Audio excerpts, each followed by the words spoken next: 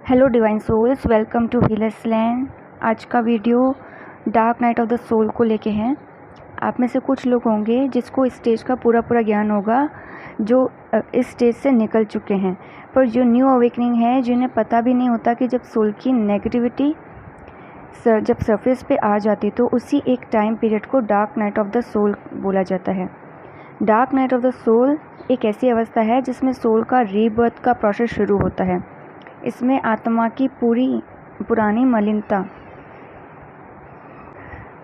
एक तरीके से पुरानी मलिन चेतना का काफ़ी इनर वर्क के बाद शुद्ध होकर एक दिव्य चेतना में परिवर्तित होती है।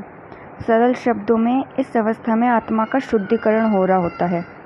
उसके अंदर का शैडो साइड सरफेस पे आता है। इसमें व्यक्ति के fears, distorted beliefs, anger, frustration, guilt, obsession, जो भी डार्क एनर्जी होती है उसकी सोल में वो रिलीज़ हो रही होती है। एक एक करके ऊपर आना शुरू होती है, उसको दिखना शुरू होती है। Dark night of the soul में ऐसी स्थिति में फंसा होता है तो अब वो अपनी डे टू डे को लाइफ को हैंडल नहीं कर पाता, और जिस किसी से भी उसका रिश्ता रहता है तो उसमें तनाव बहुत होता है। व्यक्ति के घर वाले, उसका हस्बैंड वाइफ, बच्चे, कोई उसे समझ नहीं पाते हैं जब वो इस अवस्था में आता है, क्योंकि सडन बिहेवियर चेंज हो जाता है। व्यक्ति का पर्जिंग होनी शुरू हो जाती है। व्यक्ति बहुत ज़्यादा रोता है।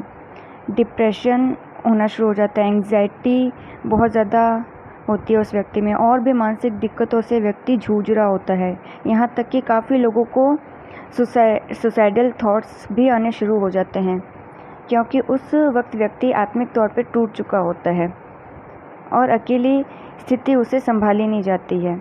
और ऐसा होता क्यों है? बिकॉज उस टाइम पे व्यक्ति की कुंडलिनी अवेकनिंग शुरू हो जाती है। सोल लेवल पे काफ़ी कुछ अनुभव कर रहा होता है व्यक्ति, और उसका हर एक सेकंड दुख से भरा होता है। ऐसा कोई व्यक्ति नहीं होगा, स्पेशली जो ट्विन फ्लेम जर्नी में है, जिसकी अवेकनिंग, कुंडलिनी अवेकनिंग शुरू हुई हो और वो dark night of the soul से नहीं निकला हो। Dark night of the soul से एक सोल का निकलना बहुत ज़रूरी होता है। ये वही टाइम पीरियड होता है जब बहुत ज़्यादा जो नेगेटिविटी होती है, जो मेजर में रहती है, वो सरफेस पे आनी शुरू हो जाती है। एक्चुअली वो रिलीज़ हो रही होती है। हर वक्त व्यक्ति सैडनेस में ही रहता है, चेहरा उसका मुरझाया सा रहता है, और सुसाइडल थॉट्स इतने हावी होते हैं उस पर, उसका बिल्कुल मन नहीं करता है जीने का।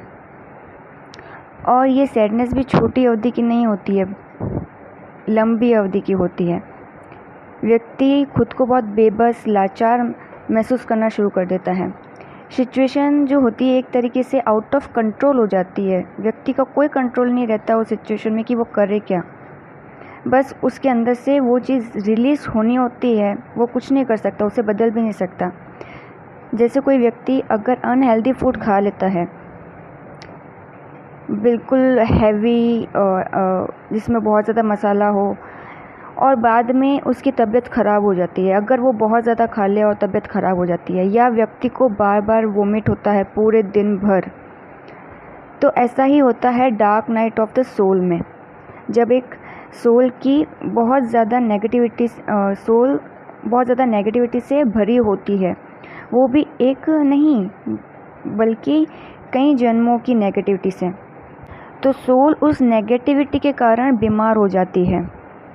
तो यही negativity as a vomit soul से निकल रही होती है।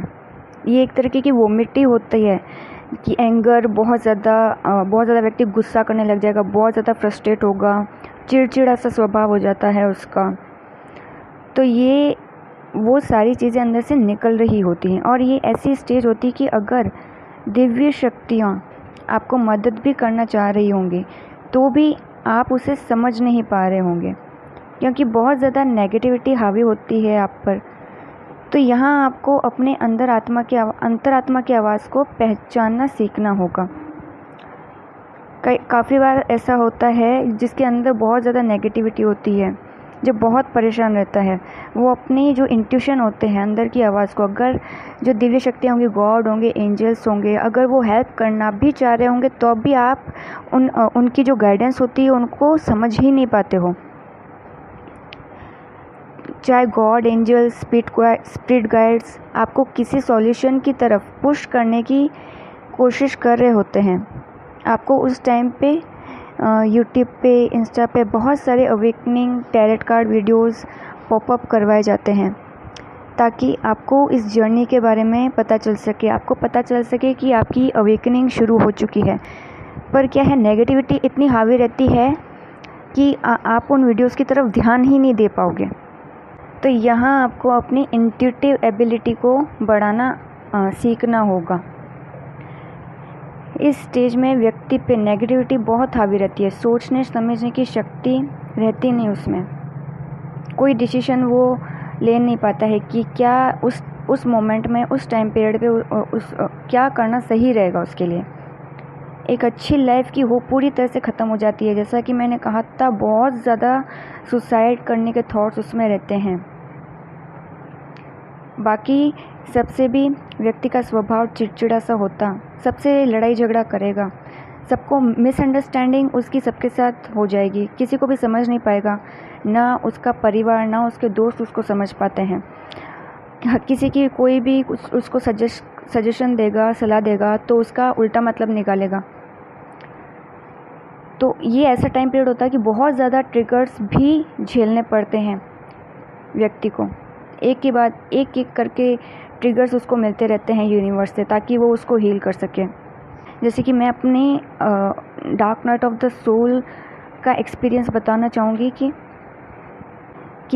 जैसे मेरे ट्विन के ज़रिए अवेकनिंग शुरू हुई, तो जो मेरे अंदर की नेगेटिविटी थी, जैसे बहुत ज़्यादा एंगर था, फ्रस्ट्रेशन था, जो अंदर दबा हुआ था, और ऑब्सेशन की लेयर बहुत हैवी थी, तो वो ट्विन एक तरीके से आके ट्रिगर करके गया, तो वो सारी लेयर्स सरफेस पे आनी शुरू हो गई। मेरे साथ भी ऐसा था कि मुझे कुछ समझ में नहीं आ रहा था उस वक्त कि मैं क्या करूं, मेरे साथ हो क्या रहा है, कुछ समझ में नहीं आ रहा था। सिचुएशन आउट ऑफ कंट्रोल हो गई थी, सुसाइडल थॉट्स बहुत ज़्यादा बढ़ गए थे मेरे अंदर भी। मन नहीं था बिल्कुल जीने का, ऐसा मन में आ रहा था कि अपनी लाइफ को ख़त्म कर दूं। सबसे किसी से भी बात करना, बहुत रूडली बात करना, सब पे भी फ्रस्ट्रेशन निकल रहा था। एंड पर्जिंग बहुत ज़्यादा हैवी पर्जिंग हो रही थी, 3-4 महीने तक इतनी पर्जिंग हुई, इतना मतलब आपके पास कोई रीज़न नहीं होगा, ऐसे ही आपको रोना आएगा। पर्जिंग ऐसे कहते हैं कि जब लड़कियों में पर्जिंग होती है तो वो उसको रोके रिलीज़ कर देती है, और लड़कों में जो होता है कि लड़के इजीली रोते नहीं, तो उनको फिर डिप्रेशन, एंग्जाइटी बहुत होता है। उन लड़कों की पर्जिंग एंगर के ज़रिए होती है, बहुत ज़्यादा वो गुस्सा करेंगे बिना किसी वजह के, कोई रीज़न नहीं होता है। तो ये dark night of the soul depend करता है कि जिस पर्सन के अंदर भी जितनी ज़्यादा नेगेटिविटी होगी, उसका ये टाइम पीरियड और ज़्यादा लंबा होगा। मेरा भी 3-4 महीने तक रहा था। पर जैसे कि मेरी इंट्यूटिव एबिलिटी को मैं अच्छे से सेंस कर सकती थी उस वक्त। मेरे भी जैसे यूट्यूब पे अवेकनिंग से रिलेटेड, टैरेट कार्ड से रिलेटेड वीडियो पॉपअप होना शुरू हुए थे, तो मेरी अंतरात्मा से ही गाइडेंस आ रही थी कि ये वीडियोस देखने हैं तुमको।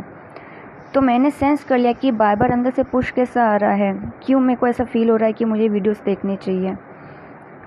तो मैंने देखने जैसे शुरू किए, उसके बाद धीरे धीरे करके मुझे ये अवेकनिंग टर्म, ये अवेकनिंग होता क्या है, इसके साइंस वगैरह कुछ उस वीडियोस में जो स्टार्टिंग के थे वो मैच होने लग गए मेरी जर्नी से, कि हाँ उस वक्त मेरे साथ सब घटित हो रहा था।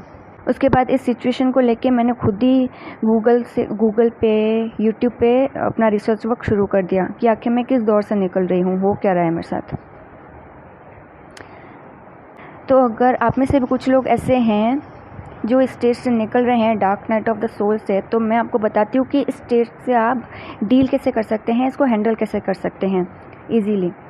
सबसे पहले आपके मन में जो भी हो, किसी के प्रति गुस्सा, नाराज़गी, कोई पास्ट का बैड कर्म आपको याद आ रहा हो, मन में बहुत उथल पुथल होती है इस टाइम पे, तो वो सब गॉड के सामने एक्सप्रेस कर दीजिए। जो भी बातें हो मन में चल रही हो दिमाग में, वो एक एक करके सब गॉड के सामने बताइए, रिलीज़ कीजिए उसको एकदम साफ दिल से, साफ मन रखकर।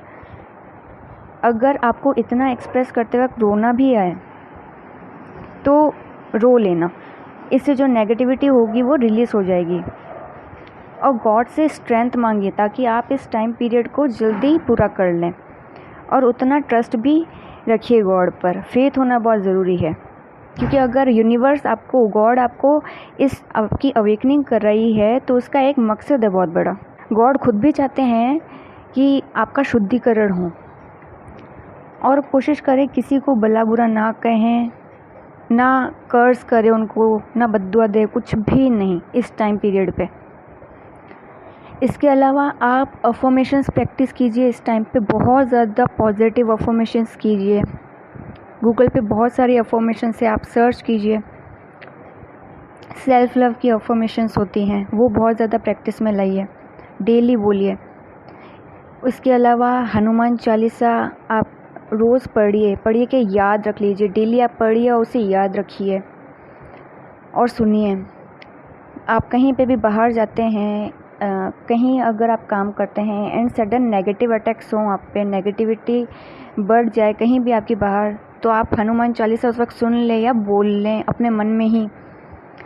उसके अलावा महिषासुर मर्दिनी ये आप सुन सकते हैं, शिव तांडव स्तोत्रम, वो अर्ली मॉर्निंग सुबह ही उठ के ये सब आप चलाएंगे तो इससे जो भी नेगेटिविटी आपके माइंड में रहती है वो रिलीज़ होना शुरू हो जाती है, वो दूर हो जाती है। आपके घर में भी अगर नेगेटिविटी होगी तो वो रिलीज़ हो जाएगी।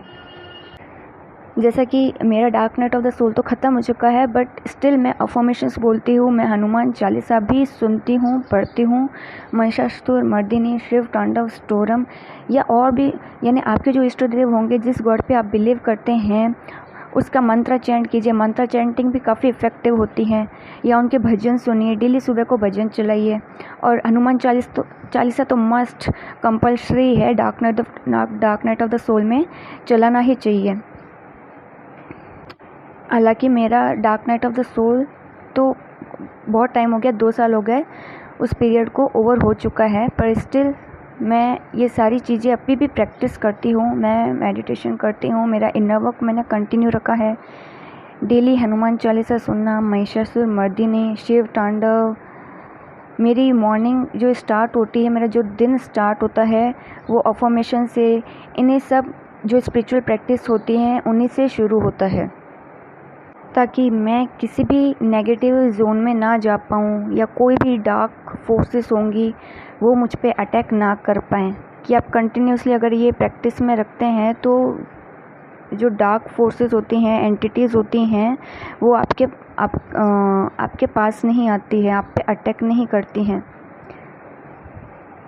सो ये मुझे क्लैरिफिकेशन देना था dark night of the soul से। अगर आप नहीं भी होंगे तो भी इस वीडियो को शेयर कीजिए, क्योंकि अभी काफ़ी लोगों की अवेकनिंग से निकल रहे हैं, क्योंकि अवेकनिंग की जो शुरुआत होती है वो होती ही dark night of the soul से है। तो ये कंटेंट ज़्यादा से ज़्यादा जितना भी है वो लोगों तक पहुंचाइए, ताकि उनको अवेयर रहें, वो उनको क्लैरिफिकेशन मिल सके अपनी सिचुएशन को लेके। सो फ्रेंड्स, आज के वीडियो को मैं यहीं समाप्त करती हूँ। Goodbye, God bless you, take care.